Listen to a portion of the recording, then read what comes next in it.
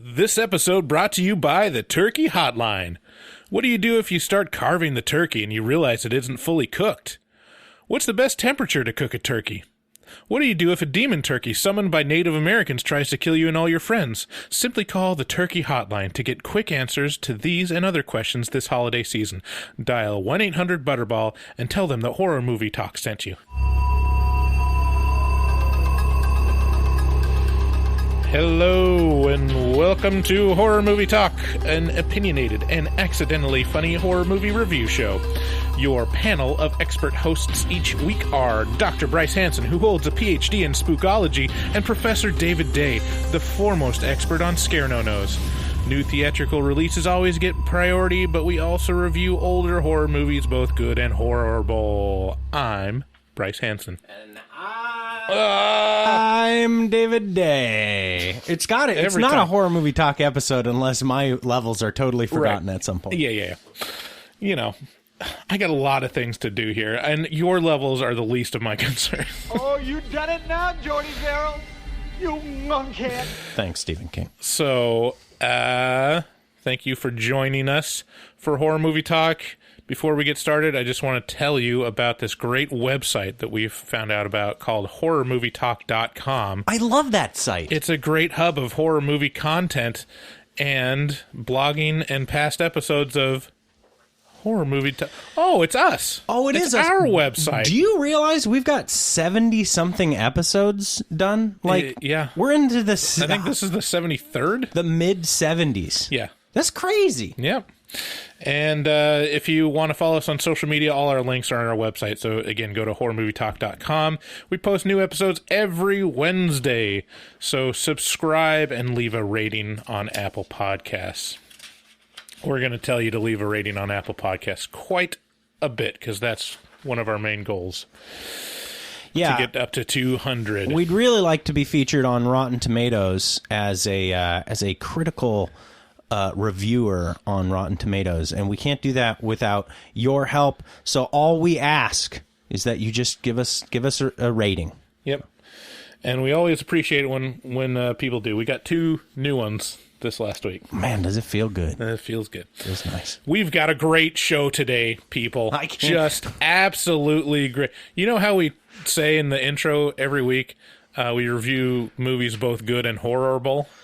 You know, we don't review a lot of horrible movies. Put it to the test very much. Yeah, because especially during the Halloween season, there's a lot of new releases that kind of fill up the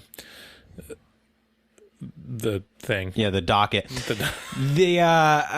Bryce called an audible. Halfway through the week, I get this message from Bryce, and he's like, I've got great news. And I was like, what's that? And he's like, the movie we were planning on seeing, what was it, do you recall? In Fabric. The movie we were planning on seeing isn't showing anywhere in our area. I was like, I don't understand how that's good news. And he's like, well, you know what that means. It means we get to watch ThanksKilling. Oh, boy. I did not expect to be as thrilled by this movie as I was.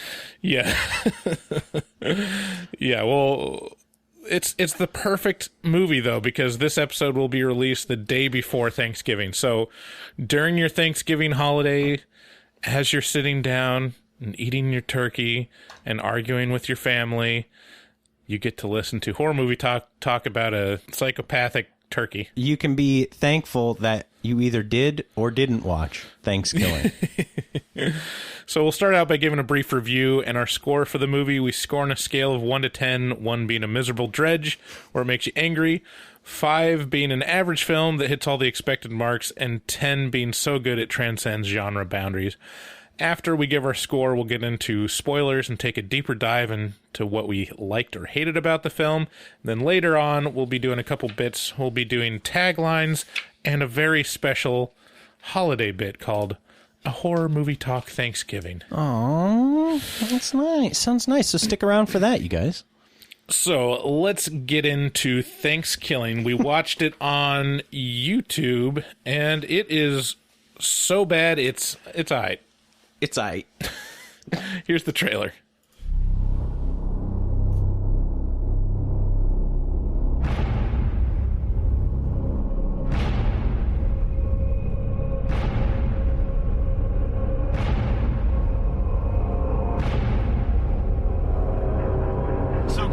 thinking, since it's Thanksgiving and all that, we should go around and say what we're thankful for. I'm thankful that your mom has the juiciest in town.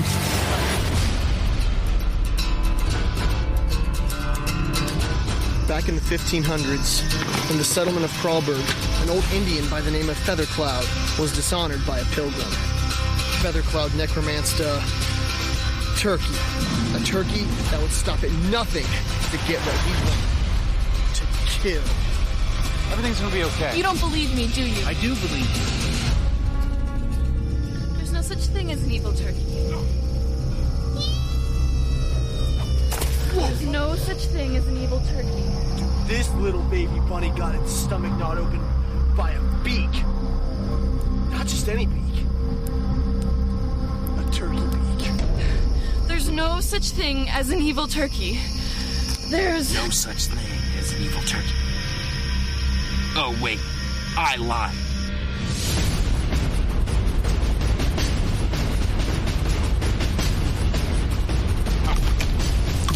You just got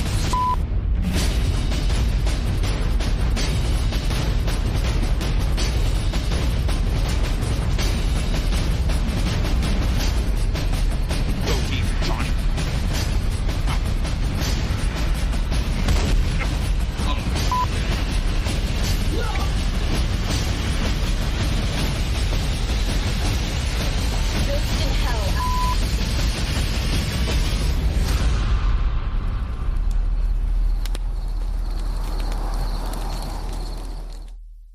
Hell to the no, to the no, no, no, no. Hell, no, no, to the no, no. Hail to the na. Yeah. But it's not really hell to the na. No, it's fun. I mean, after hearing that, you may think, fuck this. This sounds awful. But it's also tremendous fun. Yeah. Well, tremendous fun. I'm not sure I go that far, but it is a lot of fun. The first half hour really had me there. Right. Okay. Well, I mean, the first 5 seconds had me there. Oh, yeah. The first 5 seconds were great. ThanksKilling can be found streaming for free on YouTube. It's also on Amazon Prime. It's probably in other places, but I mean, yeah, YouTube is pretty hard to beat. I want to bring my levels down just a little bit. I seem to be spiking a lot. ThanksKilling is about a group of teens, quote-unquote teens, that are terrorized by an ancient killer turkey. The turkey, named Turkey, was summoned after the very first Thanksgiving by a disgruntled Native American.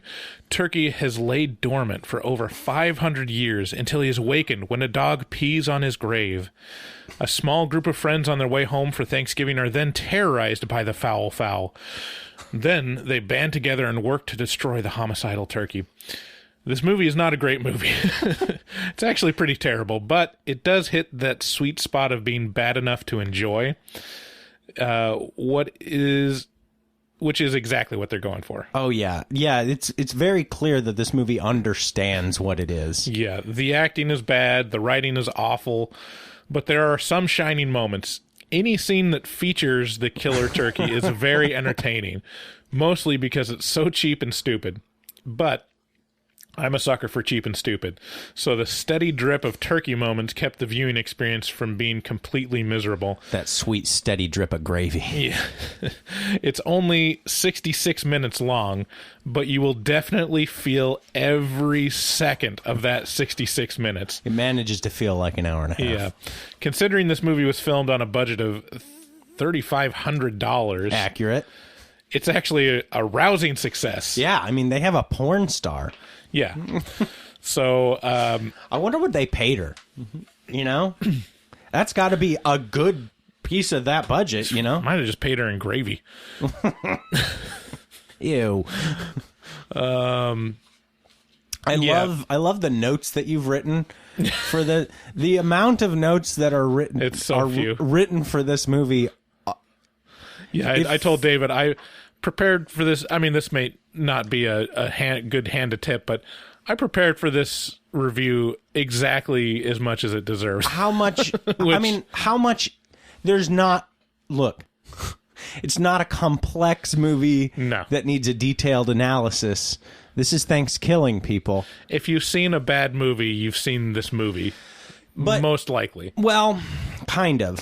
ThanksKilling is uniquely self-aware in and that's its purpose is to solely to riff on itself and be as ridiculous and over the top in revelatory in its weird horribleness as it possibly can be. So Right. so this isn't long ago. Well, actually, I guess in July we released Dead Night, which was one of the worst movies I've ever seen, bar none. The one thing you can say about this movie is that it does make sense. It does make sense. It is easy to follow. It does have strong characters. It sure does. Technically. And it's it delivers on what it sets out to deliver. irony all over the place, like Yeah. intentional irony. It's just it's self-aware. It's also bad. Yeah. So I give it a score. This is a hard one to score because so bad it's good movies, like you can't say it's good, but you can't score it like 1 or 2. So I scored a 3. That's like the sweet spots for so bad it's good movies, I think. That's a fair score, but I was so... Okay, so there's a few things going on with this movie that were so shockingly awesome to me. So the letdown in my mind when you were like, great news, we're gonna review ThanksKilling. I was so... I hit rock bottom so fast and so hard. And then I found it on YouTube, and I watched the first minute and a half. Oh, let's not get into spoilers. We'll say I'm just saying. I'm just saying. Is. I watched the first minute and a half, and I was instantly brought from the bottom depths of despair to the towering heights of joy and pinnacle of happiness. Did it tickle your dickle? It sure did. It was the first minute and a half of this movie had me dizzy with excitement, and so. I mean, I'd say a 3 is a fair score, but I didn't. This movie really played me, played me well. Okay, so I think what's your score? I gotta go 4. Okay, all right. There's not a lot of play for very terrible movies, right? We have to acknowledge that this is a obviously bad movie, but there is an asterisk with this, which is this is fun as all get out. Like Right. It really is. It's a fun movie. I guess what have we given a 4 before? I think we gave Curse of La Llorona a 4. Yeah, that which seems is about like right. yeah, it's about the same amount of enjoyment. Yeah, which is fair. so damning to Curse of a blockbuster, a spring blockbuster that had studio behind it, and this movie had $3,500 budget. Yeah, both of them. I was checking my watch. Oh yeah, Yeah, through absolutely. But there was good stuff in there. I had more fun at this one for sure. Yeah, it's fun watching bad movies. Yeah. So before we get into spoilers and take a deeper dive into what we liked and hated about ThanksKilling, let's do a little mid-roll. Yeah.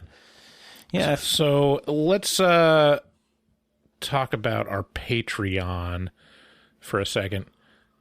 If you like horror movie talk, there's no better way to support us than to become a patron.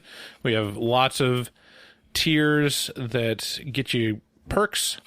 Something as simple as just seeing our calendar for upcoming episodes, what we're going to be reviewing, so you can watch it before you download our episode.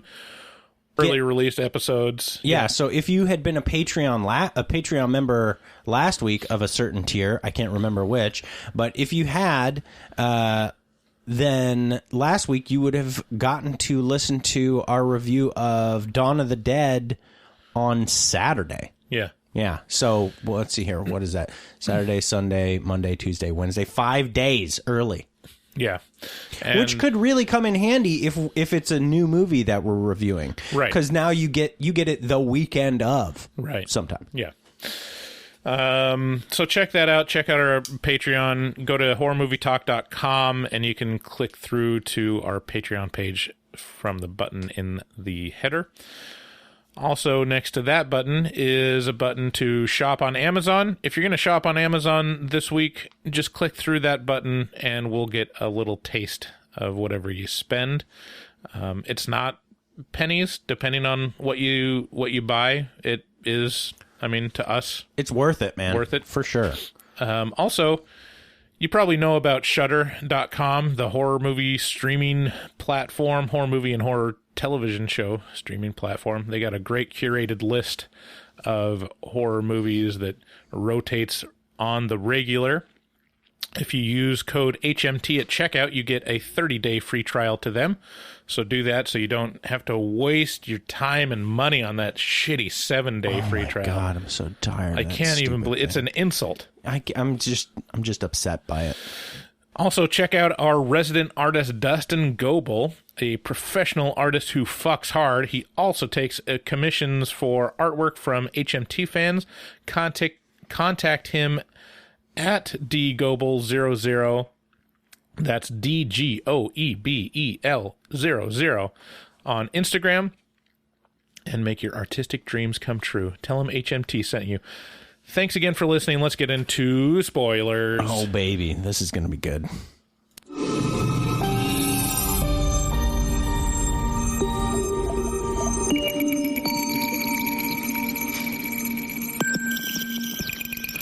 Spoilers. Oh, man. Why didn't I think of in advance getting turkey sounds? I mean, turkey sounds are pretty easily. Yeah. Here, listen. Man, have you ever been around a turkey in person, like a turkey on someone's farm or something? Yeah. They're so much louder than you think. Oh yeah. Like it's they can mutter, but then they can really hit those high notes. Like when they're really gobbling. They're like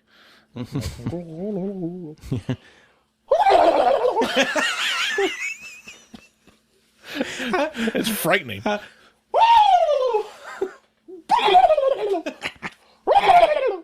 Oh, jeez. I'm going to have to do a lot of editing for... Sounds like a fucking blast, bro. It does sound pretty fun. All right, so this movie is what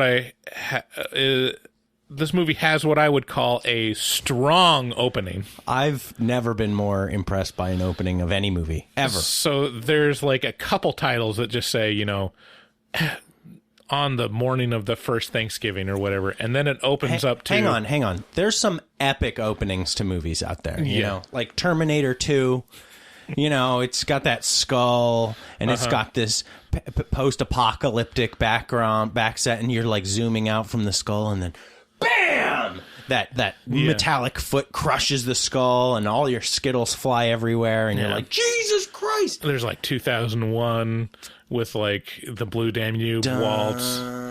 And you can't get more epic than that. There's Star Wars with the Star Destroyer. Until ThanksKilling came out in 2008 or 7.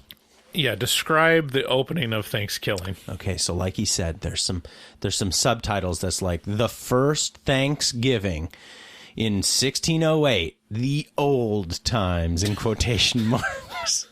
And then the first thing you see, aside from a black panel with lettering on it, before any sound too, before anything happens, is a nipple, a woman's nipple, one giant boob, one big old booby, and you're like, oh my God, that's a boob! Like that's the first thing you see.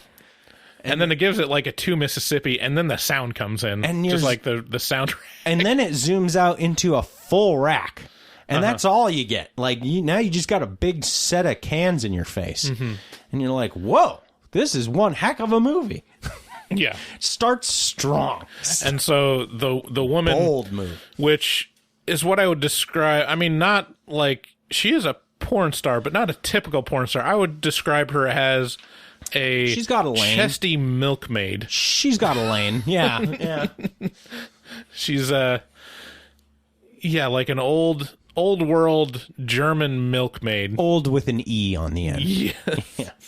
Ah, the French. And then, so she stands up and scrambles. We're not really told why her rack is just like open to the wind, but I don't know. You know, you see a lot of paintings from the Renaissance, and their boobs are out all the time. It's an interesting artistic choice. Yeah, and then she runs, and then she runs away from something that she's real scared of. Yeah, and she trips and turns around, and then we see Turkey.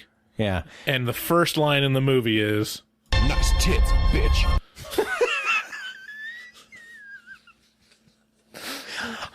Let's play that again, just for full impact. Nice tits, bitch. All right.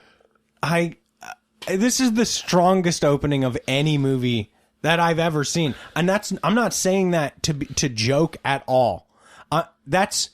That's me being dead serious. I'm dead serious. That's the strongest opening of any movie I've ever seen. Nice tits, bitch. It's so bold. It's so bold. Yeah. Nice tits, bitch. And then you see a feathered hand raise into the air with a bloody axe. And then come down. Yeah, man. He's crazy. Yeah, he's a crazy turkey. It's which is so great because you're like, okay, we expect a killer turkey, so you're expecting some ripping or pecking or clawing. You don't expect him to hold an axe. You sure don't. Yeah, and it sets up the tone so much. And to be honest, I don't think the movie ever surpasses that moment, reaches that crescendo again. But that is a pretty high point to start off on. Yeah, it could just be like a sequence. Yeah, come to think of it, it could really just be a bunch of sequences like that, where they're just going for shock factor for 10 minutes, and then I'd be delighted. Yeah. I'd be like, this is ThanksKilling. Yeah, you could edit this down to just the turkey moments, and it would be a fantastic short. Now, I want to mention, this is not a small cameo. This is Wanda Lust. So I'll come up, I'll find her list of titles here in a little bit. Yeah. But this is a porn star, a matronly porn star. But a porn star nonetheless, and so But this was her first credit, though. Was her porn credits before or after this movie? Because I felt like it was all after. around it. It's sprinkled throughout life. Because it's very obvious. David was like saying, they must have just convinced someone's wife or something to do this, and it was like, no, no one that old is gonna run around with their tits out that hasn't been in the sex worker industry. And he was right. Yeah. Anyways, pretty soon we're introduced to our cast of quote-unquote teens. There's Johnny Football. There's Johnny Football. Now this guy, he's worth, we could talk about him for 4 minutes. The characters are very thin, but they are very strong archetypes. They heavily rely on, yep, we are going to do this. We're not going to be subtle. So there's Johnny, which David immediately said, it's Johnny Football. There's the nerd guy named Darren. Yeah. There's the hick named Billy. He's the friend that cracks wise. He fills a couple roles, right? He's the fat guy. Right. He's the drunk. Yeah. He's the comedic relief. He's the comedic relief. He's the hick. There's the slut named Allie. Yeah. Which is like, she shows her bra in the first couple seconds that we see her, but then she's like, I'm waiting until marriage. And they're like, oh, but you're a huge slut. You fuck everyone. And then there's the not slut named Kristen. Yeah. She has no strong characterization other than not being the slut, which is technically a horror movie character. Yeah. The virgin. She's kind of thing. Yeah, she's she's confusing to me a little bit because Johnny Football is so all about her. Yeah.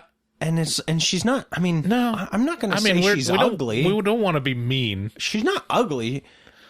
But she's not like, if you've got Allie that is, I mean, Allie's definitely attractive. Yeah, I mean, I guess Johnny Football is so ridiculous. He's a 35-year-old, very tan bro who is not put effort into none of these.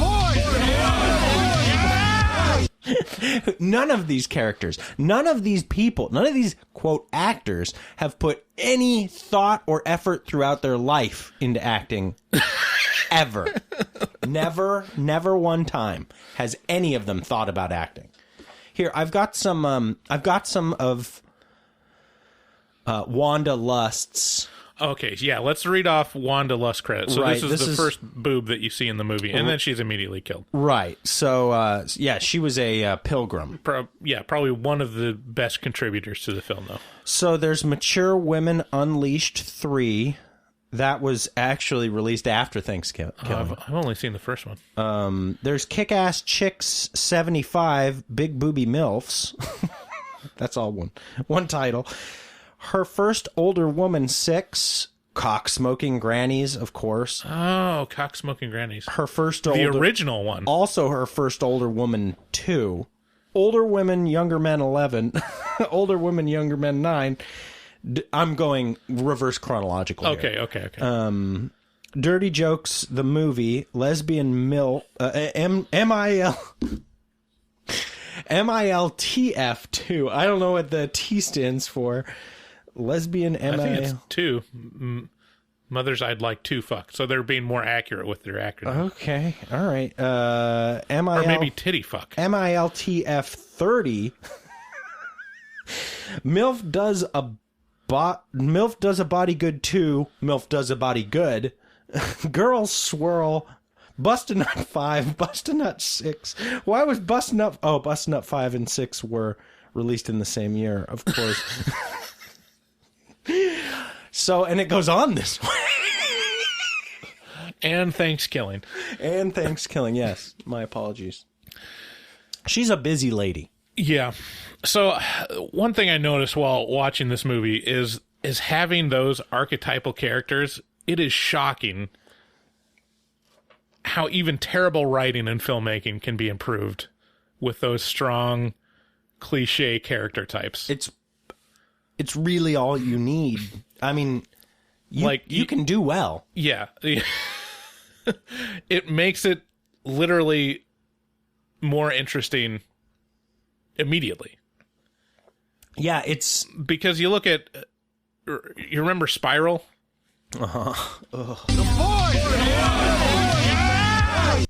Was there anything separating those characters at all? Like, was there any distinguishing features? Or it was.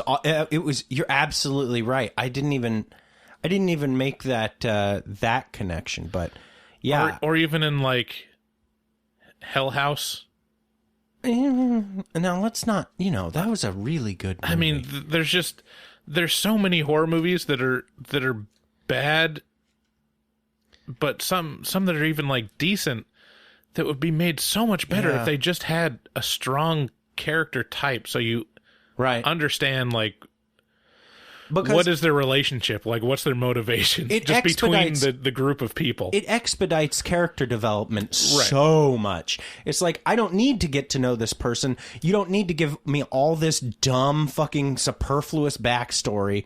I just know this Johnny, you named him Johnny and he plays football. Yeah. Perfect. We're done. Like there is no, oh, well, my childhood, it was rough because I didn't play football at the time my dad wanted me to. And then I started, it's like, who cares? He's just Johnny Football. Yeah. But there is that too. Just to fill you in. It's just, it doesn't need to take place. And there is no, you're absolutely right. It's just such an important part of storytelling. Yeah. Is having characters that might not even be that you care about that, but you can. But they have hard lanes. Yeah, they have hard lanes, or you can relate to in your mind of like, oh yeah, I know that type you know? Who would have thought ThanksKilling would be an example of teach people how to make better movies? Right. Like, but he's not joking though. You're absolutely right. The characters, you know them all immediately. It just makes it less miserable. It does make it less miserable. Like if you had characters that were just like, oh, these are just people standing around and they're a group of friends, but you haven't really just said this is going to be this guy. There's an element of excitement to it, frankly. Right. Like, I'm like, yeah, I know that guy. Like, I'm like, yeah, all right, John. Or even not even if you know the person in real life, you just know that person in movies. Yeah. Yes. Exactly. I know that character. Yeah. Yeah. The script is not great, and the characters are very dumb. Even the nerd sees Johnny Football make a very simple football pass. It's like, whoa, great pass. Yeah.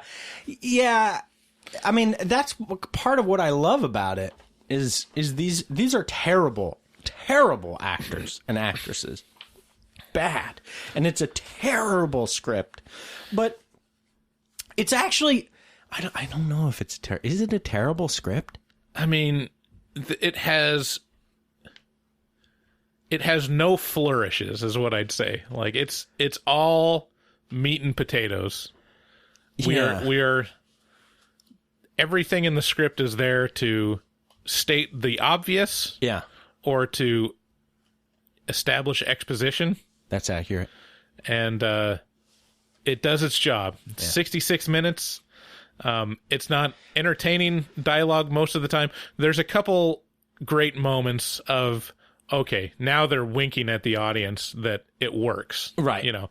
So, I mean, I don't know how much we need to talk about the middle part of the movie, but so Darren is the resident historian among the group, and their car breaks down. Which one's Darren? He's the nerd? Yeah. Yeah. The car breaks down, and then they decide that they just are going to have their party and camp out where they broke down. And he sees that it's this old defunct town where a big tragedy happened. Yeah. Where a legend of a killer turkey was summoned by a Native American to kill people. To kill the pilgrims. And they're like, that's so stupid. And then the girl goes off to pee in the woods, and she's like, it's in the trailer. She's like, there's no such thing as a killer turkey. There's no such thing as a killer turkey. And then Turkey comes, and he's like, there's no such thing as a killer turkey. He's the best character. Who is he? The best actor, too. I'm trying to think. Okay, so first of all, he's like a mold. It's like a silicone mold has been poured over a sock puppet. With a beak. Not really even. It's almost like, so if you took a rubber chicken, and then they scotch taped a bunch of feathers to it. Yeah, if you took a rubber chicken and kind of melt it a little. Yeah. And that it's kind of what it would look like. I'm trying to think. Like, he reminds me of so many South Park characters, kind of simultaneously. Just like these big, obvious, personalities. Like, he's just a personality. He is nice tits, bitch. And then that's him. Yeah, and so he's voiced by the writer of the movie, and he ends up being the best part. He is the best part. Yeah, because there's emotion and effort going into playing him. Yeah. You know, it may be demonic and evil, but it's more than like the level of emotion in Johnny Football. It's almost like he's thinking about what he's going to eat for dinner during every scene. He's just like not quite there, barely able to say his lines. Yeah, these are not like LA professional actors. These are definitely Ohio. Amateur. And I actually looked up because I was like, because I thought to qualify as a movie, you had to be at least 80 minutes. Oh. And I looked up like where I got that from. So technically, I think it's AFI says if it's over 40 minutes, it's considered a feature-length film. God. Or a feature. God damn. But to qualify for the Actors Guild or something like that, or the union for actors, to qualify as a motion picture, it has to be over 80 minutes. So these are probably not guild members that are acting in this. I'm just going to say. Yeah. We skipped over how Turkey was summoned. How was he summoned? So it's pretty great. This is it kind of hillbilly is out, and he has his dog, and his dog wanders off, and he's like, "Oh, it's not Lassie, it's like Frassy or something." Flashy. What the fuck name for a dog is that? And Flashy goes out into the woods, and there's the French. Sorry, I meant to go. Oh, fuck, not the woods. Yeah, goes out into the scraggly woods. Do we have scraggly woods on here? So just take a stroll through the scraggly There we wood. Oh, fuck, not the woods. Nothing good ever happens in the woods. He goes, and there's the tiniest totem pole, like a less than a foot. It's a totem tall. pole for ants. Yeah, Needs to be at least 3 times this size. I think a totem pole is technically like a Pacific Northwest Indian thing, and not a First Nation thing. Thank you. First Nation, Pacific Northwest First Nation. Yes, that is. Thing. You are correct. And not a Ohio. Well, technically, this is supposed to be in the, where the Pilgrims landed, right? Oh, yeah. I mean, I guess. I don't know. Because it was... I'm sure it was near the first Thanksgiving. You think the writer would be like, hey, it's not Ohio. I'm just saying it might not be historically accurate. Plymouth Rock. This is supposed to be Rhode Island or whatever the fuck. So it's got this tiny totem pole, which I realize, they're using the totem pole as the cross to mark the grave, which is just in itself funny to me. It's not like a totem pole to be a totem pole. It's a grave marker that's a little tiny totem pole, and it looks enough like a cross that you're like, yeah, this is a grave, right?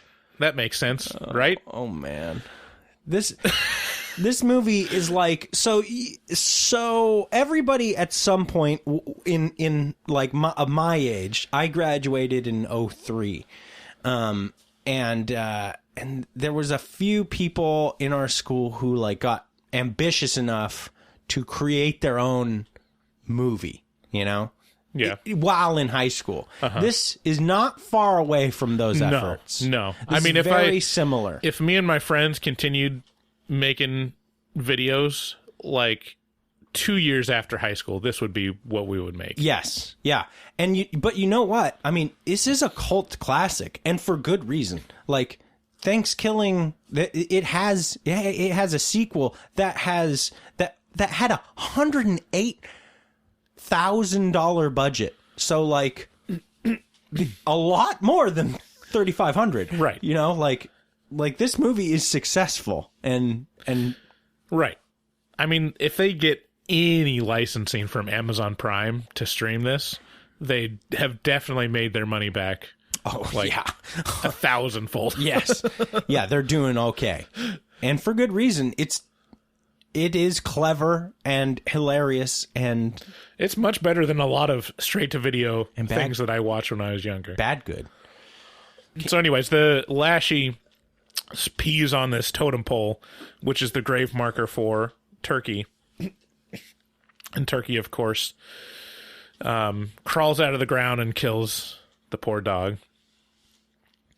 So, a moment of silence for another horror movie animal murdered. Why do they got to go after the dogs, man? Yeah. It's a trope. It must be just a trope. Yeah, at this point, yeah. And then it's unleashed, and then it comes across the kids and starts terrorizing them. Because apparently, the first people that it comes across, it kills all of them. That's the legend, which is pretty lazy legend. Didn't kill the bum. The bum shot it, and it was like, fuck. Oh, yeah. fuck you. It's just like, okay. Like, apparently if you have a weapon or some way to defend yourself in a reasonable way, the turkey's like, hey, fuck you, guy, and runs away. Right. So the notable kills in this movie, the only ones I can really remember are, so it comes into the slut's room as she's having sex with the guy, kills the guy, and then proceeds to have sex with her. Yeah. So the turkey has sex with one of them and then murders her. Yeah. He bastes her. Leave some gravy. Yeah, Taglines is going to be saying? good. Taglines is going to be good. Let's and then the other one, which is probably the best part of the movie, is he kills Kristen's father. Oh yeah, we even skipped over our introduction to Kristen's father is him having coffee and is like, this coffee tastes like shit. Oh man. And then this wife is like, that's because I took a shit in the pot, and shows a pot with a pile of shit in it, and it's not subtle. Let's just say that. Yeah. Although it is so gross. Yeah. Like, it definitely makes me... And then... It's kind of like a John Waters type moment. Yeah. It's very strange. It's funny. Yeah. Well, I don't know if I'd go that far, but... It is. Then... She pooped in the coffee, Bryce. Okay, I get it. And then she leaves him. I get it. Okay. The turkey then goes and visits Kristen's father...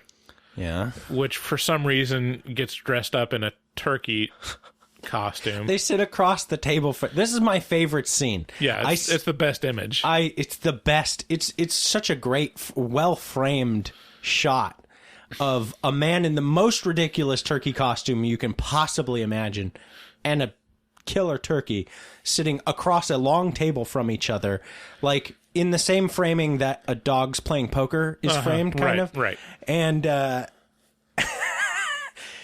and they're just chatting. Yeah, they're just chatting. The father thinks it's one of Kristen's friends that's a midget in a costume, because he's in a costume. Yeah, it's the most ridiculous premise ever. And then, for some reason, being called a midget is very offensive to this turkey.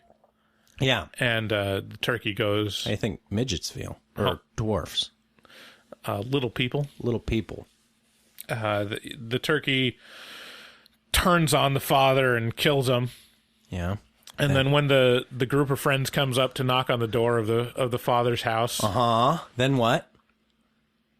He had no face! Had no face. So turkey answers the door wearing the father's face in the most ridiculous...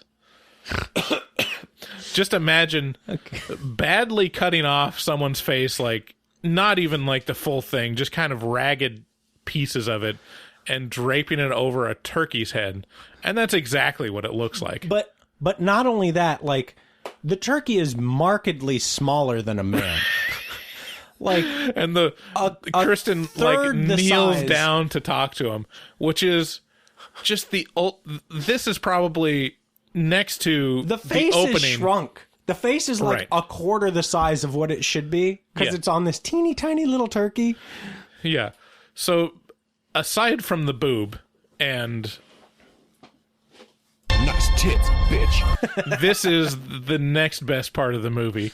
This scene where they arrive and she's talking to her father like, oh yeah, this is my dad. And she's kneeling down because it's so small. She's like, hi, Dad, I love she's you. Like, can we go into your library because you have books? And we're looking for a book, so you have books. They need to find books on how to defeat the turkey, because surely they will find the answer in books. Mm-hmm. And, generic books. And she's like, where is your library? And he's like, I don't, it's down there somewhere. And then the other great line in the movie is, Oh, Dad, you and your rapidly fading memory. Oh, Dad, you and your rapidly fading memory. I don't know where my library is because I'm a turkey. And she's like, Eck, I accept it because you have rapidly fading memory. And then eventually Darren stumbles across the body of the father without a face and Turkey trying to drag him. Pretty good makeup, by the way. And it's almost like a moment of like, wait a minute, there's two of you? Which is also hilarious. He's like, go away, I got business to deal with right now, says the turkey who's dragging the dead body. And Darren's like, wait a minute, are you the... Oh my God, you're the turkey. And it's like, okay. Yeah. It's very tongue-in-cheek. Yeah. It's very funny. I think probably the best gore scene, there's like and the one kill that you would assume would be what most of them would be, like the turkey just starts pecking away at someone. Yeah. And just rips out their guts and their heart and stuff through there. That's the dad. Oh, no, it is Darren. It was Darren. Was it Darren or the Hick guy? Oh, maybe it was. I think it was the Hick guy. I think it was Billy that got murdered, and so that had like a real good, cow's intestines on the stomach type of gore that you see in a lot of movies. Yeah, I mean, they probably went down to the butcher and spent $10 on some intestines to get that full effect. At this point, I was like it was 45 minutes in, and I was like, oh. Yeah, like I said, I mean, when David saw the time, he was like, well, thank God. Like, it's already winning in my book that it's only an hour and 6 minutes, because that's something about terrible movies is no matter how entertaining it is, once you get to like 40 minutes, like, all right, I get it. You remember that week when we reviewed Tetsuo the Bullet Man, or the Iron Man, and Kuso in one week? That was the worst. I loved Kuso. I thought Kuso was one of the best movies I've ever seen. Kuso had great moments in it. Great moments, but it was the most uncomfortable. Oh no! Well, no, Tetsuo was the most uncomfortable. No, Kuso, I didn't feel uncomfortable to me at all. It felt like one big long fart joke. Yeah, that's accurate. Yeah, it was still terrible. It was funny, but there was moments where it's like, oh my gosh, a great movie to watch if you're high. Kuso. Yes. Oh man, but man, okay. So if you were to put all right. So we're taking 2 hour-long movies. We're taking ThanksKilling and Tetsuo the Iron Man. Tetsuo the Iron Man technically is an important horror movie. All right? Okay. I don't agree with that, but proceed. I mean, your opinion on it doesn't matter so much as the girth of people who are like, Tetsuo the Iron Man. What movies has it influenced? Okay, so these 2 movies together, which one did you like more? This one, definitely. Without a question. Definitely. By like 100 miles. By 100 miles. I think you gave Tetsuo a 2. I think I gave it maybe a 1. I hated that movie. Yeah. Still not very far away from it. Only 2 points away. Jeez. Well, it's like a exponential scale. Yeah, it's like a Richter scale. It's like a logarithmic scale. Yeah. Every new one is you're compounding your interest by tremendous amounts. Yeah, because a 1 could be nothing. It could be like, I hate this so much, and it could also just be like, it just wasn't. No. One is anger. Yeah, it has to make me angry that I sat through it. Yeah, and that was definitely Tetsuo. Well, yeah. So I refuse to believe that Tetsuo is an important film. Well, you can refuse to believe that all you want, but people still make note of it and find it noteworthy. Yeah, it's an important body horror movie for sure. Okay, like up there with Eraserhead. Okay. Dude, what do you think of Eraserhead? I haven't watched it. You hate it. You would hate I that think I movie. got like the first 10 minutes. I'm like, okay. I'm not a huge David Lynch fan. It's a movie. If you're not a David Lynch fan, then you're just. I mean, you're gonna tap out right away. It's a movie designed to make you hate it. Yeah. Well, mission accomplished. I mean, you haven't watched it yet. I mean, if that's yeah. So yeah, and then at the end they kill the turkey. They sure do. Kinda. Yeah. But then it says to be continued at the end. Uh-huh. It does say that. Yeah. And it says in space.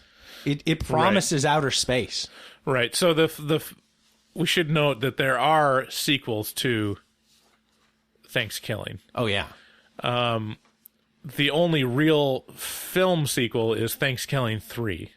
Right. There is no ThanksKilling 2. Well, I mean, there's a ThanksKilling 2 in ThanksKilling 3. Is there? Okay. Well, I don't know. I mean, that's the movie they reference. Okay, so there's a ThanksKilling 3, and I think pretty recently there is a ThanksKilling musical. Wow. Yeah. For real? For real. Wow. So you can go to they have a YouTube channel. I think that's where we watched the movie for ThanksKilling, just like the ThanksKilling YouTube channel. Yeah. There's like a preview of the musical. It doesn't actually have any songs, but I think it has like some of the score. Wow, and I some bet that would pictures be. from it. I bet that would be fabulous. Yeah. It's one of those things where if you take this idea and give it to someone that's genuinely wanting to make it better, like it wouldn't be that hard. No, to make it better. Yeah, spend $4,000. Wow, markedly. Just better. think what you could do. Just imagine. So that's ThanksKilling. That is definitely ThanksKilling. I'm surprised we got this far. Yeah.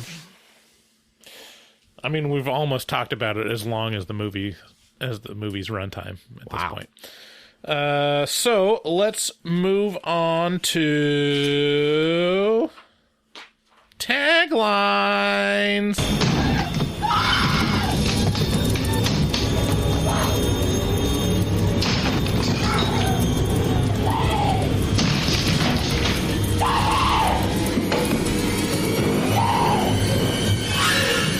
Here's taglines.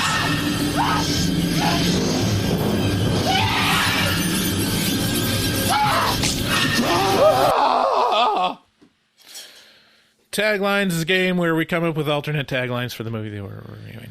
They can be fun, funny, thought-provoking. They could be existential. Mm-hmm. I've got some. Mine aren't very. I'm looking at my last one and I'm very unimpressed. Yeah. But let's get through these. Okay. Don't get through them. We're going to savor them like a fine Thanksgiving dinner. I wouldn't be surprised if we have some overlap. Yeah, maybe. ThanksKilling. Gobble gobble, motherfucker. Okay. And then I got ThanksKilling. It's a little dry, but boy, does this turkey fuck. It's a little dry. ThanksKilling. Don't pardon this turkey. Oh, shut up. Yeah, because the president always pardons the turkey. ThanksKilling. Get stuffed. There you go. He stuffs the girl. Okay, I got this one. With his penis. ThanksKilling. His dick. This turkey stuffs you. Okay. They are all the same. Yes. ThanksKilling. This dark meat will send you into a coma if you're lucky. ThanksKilling. This turkey carves you. They are the same. We made the same taglines. Word for word almost. ThanksKilling. Eat it. All right, this is my last one. That was so bad. This is my last one. ThanksKilling. The worst Thanksgiving turkey since my mother-in-law's. Have you had a bad Thanksgiving turkey? I mean, dry. That's about the worst sin you can commit. It's but not even like terribly dry, just like eh. What are the most notable turkeys you've had? Is there one that you remember? And you're like, good Lord. I mean, my mom is a really good cook, and so about, well over half the time the turkey is like really good and juicy, just like your meat and potatoes turkey. It's like, this is a roasted turkey, but the notable one would be, I went to my brother's and he has an air fryer, and he did like an air fried turkey. I would have thought that'd be dry as fuck. Which I wouldn't actually, I still don't understand what that actually means. It's heating air and then blowing it past it. Yeah, what's the difference between that and a convection oven, though? It's a lot of air. Okay. So an air fryer is like a convection oven on steroids. Okay. Well, it was really good. Really? Really juicy. I wouldn't expect that. There was this moment where I felt, I'm not a religious man, but I came to God in this moment, which is, there's this LAN party, which is, for those who don't know, a LAN party is a bunch of nerds who get together with computers and play video games over a weekend. And so my buddy throws this LAN party, and a couple of years ago, it's called Not Thanksgiving LAN, and so we throw it like right around Thanksgiving, but not on Thanksgiving, and so it's called Not Thanksgiving LAN. Very nice. And his brother, who is a world-renowned PC or personal computer modder named Rod Rosenberg, brought his Traeger and smoked a turkey for 24 hours or something like that. I've never had a more delicious bird in my life. It was so... Oh my God, it was like, thinking about it now, I'm hungry. Yeah. If there's a picture of me eating a drumstick from this thing and I look at it and I just can taste it and I'm smiling from ear to ear and it's like the happiest I've ever been. And I've been married and had 2 kids. It was so good. Oh man, shout out to Rod Rosenberg, man, making that fucking amazing turkey. I think there was a couple turkeys on my mission too that were really good. I think there was like a Cajun fried turkey that was very notable. Amazing. Yeah. All you got to do is just try. Yeah. Harder than just don't. If the turkey feels like it came from someone who's slave labor forced to make it, who's like, all right, now I got to do this, then it's then you get that feel.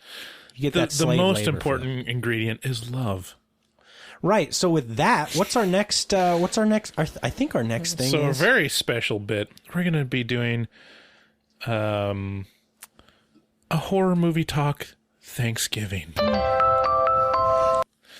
So it's the day before Thanksgiving. This release. Tis. So I thought, except for our patrons, I mean, they're probably listening early, but it's the week of Thanksgiving. And so I thought it'd be nice to take a moment and just go around the table and say what we're thankful for. Okay. Yeah. As horror movie talk. Yeah, I took some stuff down yesterday. I like this bit. I like anything that makes you reflect on what you're thankful for, Right. Because I mean, it's important not to be jaded on how cool your life is. Your life is pretty good. Right. So, you want to go first? Yeah, sure. So obviously, I'm very thankful for my family and my 2 little girls who I love very much, and my wife. Yeah. I love them. I'm also thankful for my wife that lets me spend hours and hours on this podcast. Yeah, me too. And avoid spending time with my children. I'm thankful for your wife too. Uh-huh. Yeah. But yeah, I'm thankful for my family. I'm thankful for all the HMT listeners and fans out there. Mm-hmm. Everybody who contacts us, who gives us a shout out. There was one girl who gave us a shout out on Facebook, or maybe it was Instagram this week. I gotta find her. I gotta give her a specific shout out and say I'm thankful. I wanted to say I'm thankful, especially to our patrons, and I'm gonna thank them by name. Ooh. So I'm thankful for Adrian and Anthony and Brad and Dan and Dustin and Freddie and Garrett and Graham and Jennifer and Jessica and Taylor and Tracy. Thank you so much for being so generous. Thanks, guys. We appreciate you. This is going to take me just a minute. I have no idea how to use Instagram, so I don't know. I know. It's so fucking hard to find messages on that thing. Let me... I don't want a message. I just want to find, because she tagged us. Yeti Witch here we go. was mentioning, she quoted that quote from Ma, "Don't make me drink alone. Don't make me drink alone." She said she found this gem of a podcast for all my horror movie needs. Horror Movie Talk is a podcast that reviews all types of horror movies. It's an insanely funny and entertaining podcast, and I've been listening to it all day. Thank you I'm thankful for Yeti Witch and for everyone who reaches out to us and, is nice to us and says nice things about us. That's the best feeling I think there is. Yeah, it's so gratifying, even on an egotistical level, because we really want people to like the podcast, but when they share it and say like, "Hey, we just found this podcast," it's basically like if you went to a party, and you met someone, and then the next day on social media they're like, "Hey everyone, I met this really cool guy Bryce. Check him out." Yeah, it's great. And like shared your profile. It's like there's not much more to the podcast than just us. Right. And so it's hard not to take it as like, "Oh, they like me." Yeah, I'm also thankful for all my friends I've been helped out tremendously recently by a lot of people, have had a lot of favors. And I just appreciate all of them. I appreciate you if you've helped me out. I love you. I'm thankful for our host, Blueberry. Oh, yeah. I mean, we do pay them. Yeah, but we do. But yeah, they got really good support, and I'm glad that we picked them. Yeah, me too. And thank you, Blueberry. Yeah, and while your statistics may not be as good as they could be, I am definitely addicted to looking at them pretty much all day, every day. I'm thankful for all horror movies, both good and bad, most of them. No, all. I'll say all. Yeah. I'm thankful for anyone that leaves us an Apple Podcast rating. Oh, man. You people have my penis fully erect, which gets me to my next thing that I'm thankful for, my wiener. I'm thankful for the haters. I'm thankful for the haters. Yeah, even any feedback is appreciated, especially... It says here, thankful for the haters. Yeah. Do you have... I have one more. Let's see here. Thing to be thankful We got about. fans, family and friends, the haters, people who have done me favors, my wiener, horror, good and bad. I can't think of... I'm thankful for you, David. Oh, I'm thankful that you're my friend and we can do... buddy. I'm thankful that your mom has the juiciest pussy in town. Well, when you're right, you're right. I mean, what can I say? Yeah. Which is a quote from the movie, by the way. So, yeah. What? That's right. All right, it's time to Get the fuck out! Thank you so much for listening to Horror Movie Talk. Movie talk. Another episode is come and gone. We never did final recommendations. Final recommendations for the ThanksKilling. I mean, just find it for free on YouTube if you want. If you want to shock anybody with a big pair of cans right off the bat, they'll be running, and then he'll say "nice tits, bitch," and that's really all you need. Yeah. So again, thank you for everyone. Have a great Thanksgiving. Here's to what? I would like to mention next week we're going to be reviewing. Okay, brace yourself. American Psycho. This is maybe This is like all time, very favorite movies of all time.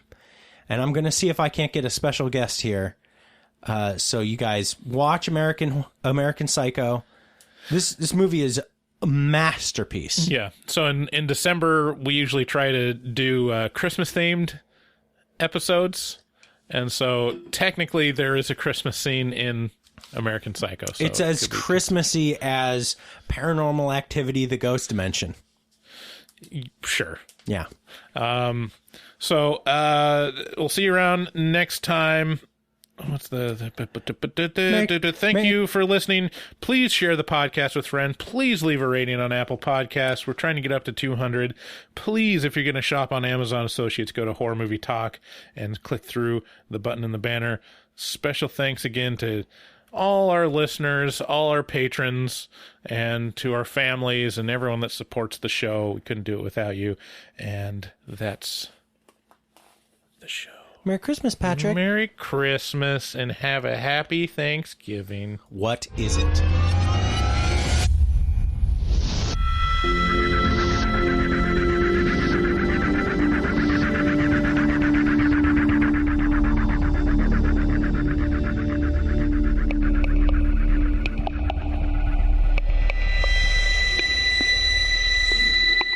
It was obviously an accident. I mean, the boy might have got scared and panicked, right? That could be a logical explanation. So it was one of those fluke accidents we could not have foreseen, and that is all there is to it. I don't know, man. It was an accident!